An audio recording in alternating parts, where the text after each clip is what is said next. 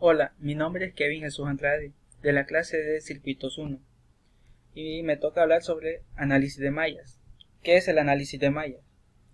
Pues esto es un método que nos ayuda para encontrar las corrientes que pasan a través de las mallas de un circuito. Entonces, tenemos este primer ejercicio que nos dice encontrar las corrientes de las mallas en este circuito. Y se nos presentan dos fuentes de voltaje y tres resistencias. Entonces, para resolver este circuito, lo primero que vamos a hacer es polarizar todas las resistencias. Y para polarizarlos nos basamos en la dirección que le daremos a las corrientes de las mallas. Entonces, las corrientes de las mallas normalmente por preferencia las ponemos que giren alrededor de las manecillas del reloj. Y así le daremos terminales positivas y negativas a ambas resistencias. No quiere decir que obligatoriamente la corriente pasa por ese sentido.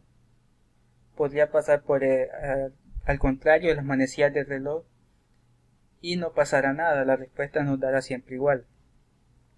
Entonces, para la malla I1 aplicaremos ley de voltaje de Kirchhoff, y siempre basándonos en el sentido de la corriente I1. Entonces, al aplicar ley de voltaje de Kirchhoff, tenemos que la corriente pasa por la terminal negativa de la fuente de 12 voltios. Tendremos menos 12.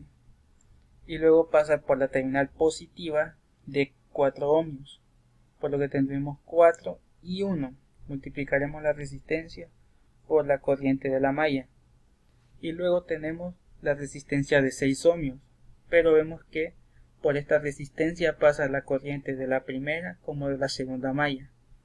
Entonces, lo que haremos para resolver la corriente de I1, vemos que la corriente de la primera malla entra por el terminal positivo de la resistencia, pero en I2 pasa por el lado negativo, basándonos en la polarización de la primera malla, por lo que tendremos 6 por I1 menos I2, y nos quedará esta ecuación: menos 12 más 4 I1 más 6 I1 menos I2.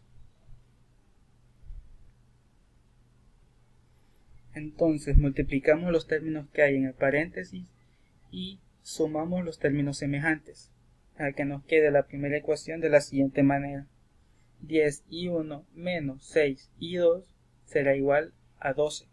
Esta es nuestra primera ecuación. Para la malla i2 haremos lo mismo que hicimos con la primera malla.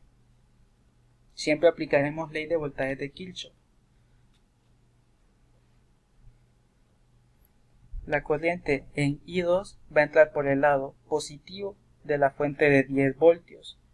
Luego entrará por el lado positivo también de la resistencia de 2 ohmios. Y luego tenemos la de 6 ohmios, que como dijimos anteriormente, la corriente en esta resistencia se distribuirá de ambas mallas. En este caso tenemos que la corriente I2 entrará por su lado positivo, pero en I1 entrará por su lado negativo, basándonos en el signo de polarización de la segunda malla, por lo que tendremos 6i2 menos i1, como se nos presenta a continuación. Así nos quedaría la ecuación de la segunda malla: 10 más 2i2 más 6i2 menos i1. Al hacer todas las operaciones aritméticas correspondientes de esta ecuación, tendremos ya terminado nuestra segunda ecuación, que nos quedará menos 6i1 más 8i2 igual a negativo 10.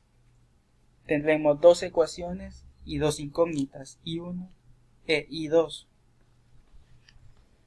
Para resolver estas ecuaciones podremos usar cualquier método que vimos en clases anteriores, como vectores y matrices, que son sistemas de ecuaciones lineales con dos incógnitas. Podemos aplicar cualquier método. Vemos aquí nuestro sistema de ecuaciones. Podemos usar métodos de eliminación, métodos de igualación o reglas de Cramer.